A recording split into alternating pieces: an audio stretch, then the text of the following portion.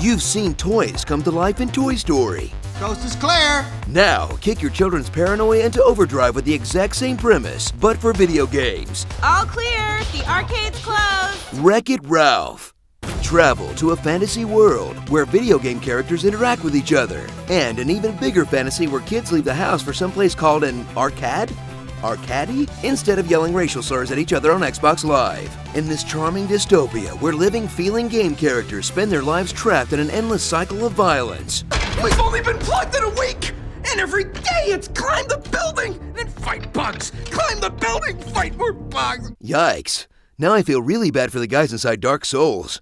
Get ready for all your dad/older brother's favorite gaming franchises to join forces on the big screen in teeny tiny cameos and extremely subtle references. What is this? While you spend most of your time with weird hybrid characters because Disney couldn't get the rights to Donkey Kong, Master Chief, or Mario. But they had plenty left in the budget for Q*bert.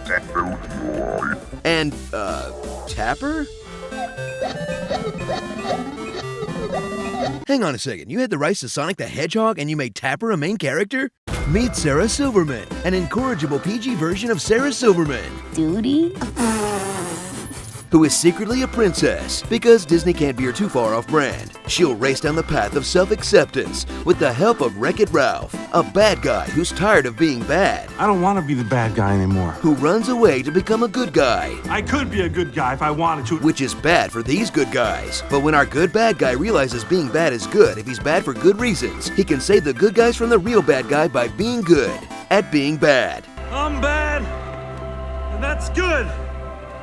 I will never be good, and that's not bad. It's not as bad as it sounds. When fate brings these two misfits together, they'll journey across an arcade full of possible game worlds, yet only spend time in two of them. Hero's Duty, a $2 a pop shooter on rails that's over in like 30 seconds. And Sugar Rush, a candy-coated Mario Kart with so many candy puns you will swear the first draft was for a Candyland movie. Milk my duds! They're Laffy Taffy. Who are you, the guy that makes the donuts? Call out the devil dogs! Nest quicksand. You rotten little cavities? Children of the candy corn.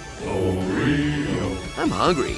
Wasn't this movie about video games? So revisit this adorable animated adventure that finally cracked how to make a good video game movie by not focusing too much on the video games. And just like Toy Story, uses bright colors and fast pacing to distract you from its horrifying existential questions. Like, if everyone lives in the surge protector, what happens if it gets turned off? What if they plug something else in? Would the games be able to go into a microwave? Are there different Ralphs in different arcades? What if an arcade has two Fix-It-Felix games? Are they all going through the same midlife crisis? Do game programmers know what they're doing to their creations? She's programmed with the most tragic backstory ever. Isn't it dark that every game character is terrified of breaking the status quo, lest it bring instant death from an uncaring god? Will be put out of order for good.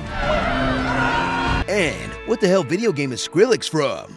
Starring Kong C. Riley, Sarah Sugarman, Repairman Man, Gamergate's worst nightmare, and for the love of God, don't Google Sonic fan art. Pixels. If Ralph really wanted to get things done, he should have just brought Kano along. Kano wins. Be sure to subscribe for more honest trailers. Push me, and then just touch me, till I can get my satisfaction. Satisfaction. I will destroy all snowballs, and Twinkies will dominate. Jar Jar Binks is the best Star Wars... No, I refuse. Is this Tony Stank? I have a turbo boner. I am Mr. Poppy Pants. Stop asking me to say things, you imbeciles.